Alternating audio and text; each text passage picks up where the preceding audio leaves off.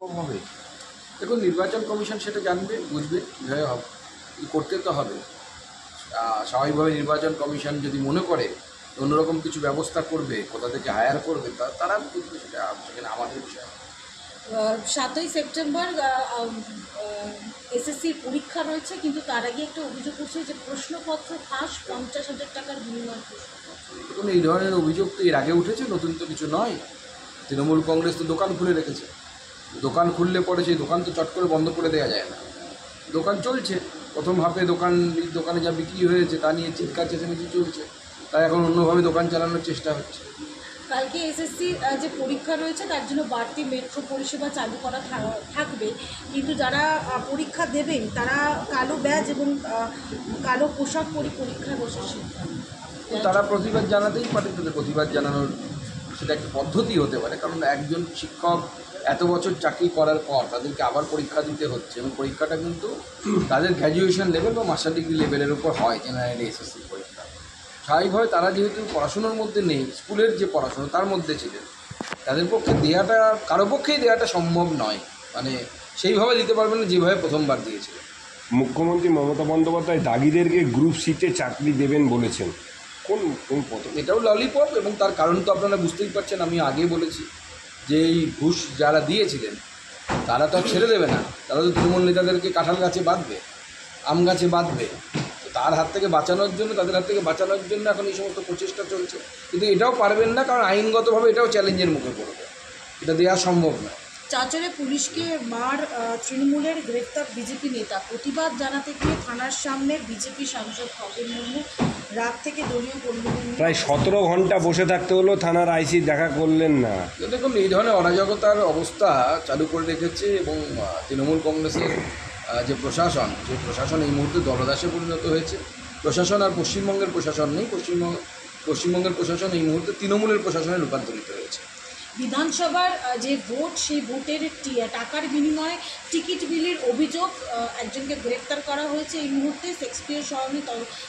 আমরা মিডিয়াতে দেখেছি যে অভিষেক বন্দ্যোপাধ্যায়ের নামে নাকি টাকা তোলা হচ্ছিল। তো সেটা অভিষেক বন্দ্যোপাধ্যায়ের নামে তোলা হচ্ছিল নাকি সত্যিই সে তুলছিল, বা অভিষেক বন্দ্যোপাধ্যায় এরকম লোক নিয়োগ করেছে টাকা তোলার জন্য, এর তদন্ত তো পুলিশ করবে না। কিন্তু এফআইআর হওয়া উচিত, প্রয়োজন অন্য কোনো সংস্থার দ্বারা তদন্ত হওয়া উচিত। বিধানসভায় মারামারি, প্রধানমন্ত্রীকে গত আগামী সোমবার দিনকে প্রত্যেক জেলার এডিএম এর সঙ্গে বৈঠক রয়েছে সিও, এবং আজকে রয়েছে অভ্যন্তরীণ বৈঠক। দেখুন, আমি আগেই বলেছিলাম যে নির্বাচন কমিশন হচ্ছে সর্বময় কর্তা এসআইআরের ক্ষেত্রে। তো নির্বাচন কমিশন যদি সিদ্ধান্ত নেয় এসআইআর হবে, তো স্বাভাবিকভাবে সেটা সবাইকেই মানতে হবে, সবাইকেই করতে হবে। এবং তৃণমূল যে বিরোধিতা করছিল, সেই বিরোধিতাটা অনেকটাই লোক দেখানো ছিল, বিশেষ একটি সম্প্রদায়কে খেপিয়ে ভোট ব্যাংক জড়ো করা ছিল। এ থেকেই প্রমাণ হয়ে যায়, কারণ সময়ের সাথে সাথে এসআইআরের জন্য যে সমস্ত নাম, সে বিএলএ 2 হোক বা বিএলএ 1 হোক, তাদের নাম জমা দেওয়া বা এই সমস্ত কাজ কিন্তু তৃণমূল কংগ্রেস কিন্তু কোনোটাই বন্ধ করেনি। তারা কিন্তু যথারীতি এই নামগুলো কিন্তু জমা করছিল নির্বাচন কমিশনের কাছে, এবং তাতে অংশগ্রহণ করছিল। দাদা, শূন্য পদ তো মানে স্পিকার নাকি কিছুই শুনতে পাননি। স্পিকার তো দেখতেও পান না, শুনতেও পান না। স্পিকারের কানে নেবা, মুখ্যমন্ত্রীর কথা অনুসারে এই চোখে নেবা, আর কানে কি হয়েছে তিনিই জানেন। তো কিন্তু মানে যে স্পিকারের সময় দল বদলের মতো কাজ, অর্থাৎ অন্য দল থেকে নিয়ে এসে কাউকে হাতে পতাকা ধরানোর মতো রাজনৈতিক কাজ বিধানসভায় হতে পারে, সেই স্পিকারের কাছ থেকে আর কি এক্সপেক্ট করা যেতে পারে? অস্ত্রের ছড়াছড়ি, ধর্মতলা অস্ত্রের দোকান থেকে বেআইনি কাগজহীন 41টি অস্ত্র উদ্ধার করল পশ্চিমবঙ্গ। হাফ তখন অস্ত্র বিজিবিএস হয় প্রত্যেকবার, দেখেন, তারপরে বোমা ধরা পড়ে, অস্ত্র ধরা পড়ে। অন্য কিছু শিল্প তো আসছে না। মুঙ্গের থেকে ওই বন্দুক বানানোর শিল্পটা, অর্থাৎ যে আমাদের ওয়ান শাটার বলে যেটাকে চলতি কথায়, সেই ধরনের বন্দুক বানানোর, অস্ত্র বানানোর কারখানাগুলো সব পশ্চিমবঙ্গে এখন স্থাপন হচ্ছে। শেষ প্রশ্ন, রাজ্যের বিভিন্ন থানায় কমিশনারেটে বহু অবৈধ কাগজহীন বাতিল গাড়ি পুলিশ ব্যবহার করছে, আইন রক্ষার কাজে ব্যবহার হচ্ছে সেই সমস্ত গাড়ি। গোটা রাজ্য জুড়ে আমি আগেই বলেছিলাম, যেদিন বিধায়ক শওকত মোল্লার পাইলট একজনকে ধাক্কা মেরেছিল এবং সে মৃত্যু হয় তার পরবর্তী সময়। তো স্বাভাবিকভাবে আমি তখনই বলেছিলাম যে রাজ্যের যদি দেখা যায় বিভিন্ন থানাতে যে গাড়িগুলো আছে তার বেশিরভাগই মেয়াদোত্তীর্ণ গাড়ি। এখানে পুলিশই নিয়ম মানছে না, উল্টে সেই পুলিশ রাস্তার মনে মনে দাঁড়িয়ে থাকে, কে আইন মানছে না সেটা দেখে পয়সা তোলার জন্য। সরকারি গাড়িরও তো একই অবস্থা। সরকারি গাড়ির একই অবস্থা।